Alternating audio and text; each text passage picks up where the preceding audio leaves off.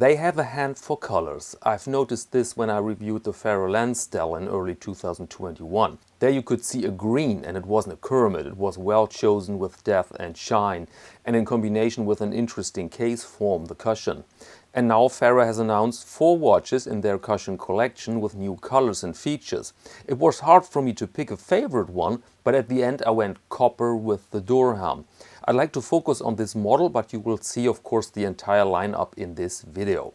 So let's go over the specifications. We have a hand-wound watch with a case diameter of 38.5 millimeters, length of 44, height of 10.5 and lug width of 20 millimeters. We have a sapphire crystal with several layers of anti-reflective coating and a crown with this nice bronze cap there. And inside works the Sellita SW216-1 Elaboré with a power reserve of 42 hours.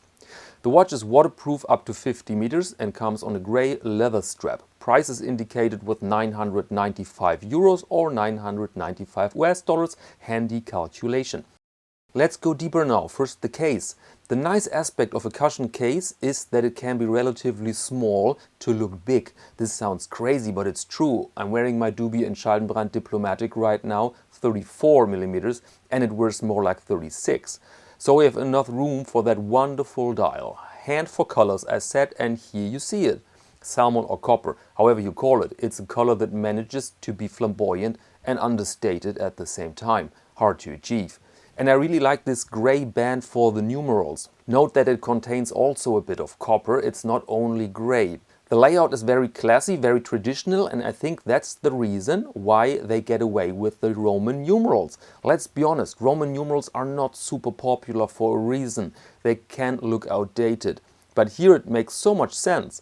It gives this playful copper a seriousness that fits. Note also how the numerals and indices work together. Looks organic, and so it took a while before I even noticed that there are Roman numerals present. What I also love is the Ferro quality when it comes to cases and movements. That's what I call a case back. Neat, clean, wonderful lines and integration of the back itself. Then you have these details like the bronze insert that was added to the crown. And this feature I like especially on the Durham because it matches the dial color. Here with the Mansfield it looks also very interesting, but way louder, a bit distracting I think. I mean, at the end it's a matter of taste, and I can imagine that many people will fancy the Stone Hope too here because of the fresh look and this honeycomb dial. And now let's speak about the movement. Well chosen. Look at the crown. Will it be a very satisfying action to wind that beauty every morning? Of course it will. And then you power a high quality caliber, well regulated with blued screws and a nice decoration. But if we want to be picky, we could ask now why only 50 meters water resistance. Other brands have shown, especially in the last months, that it's possible to create dress watches with 100 meters water resistance.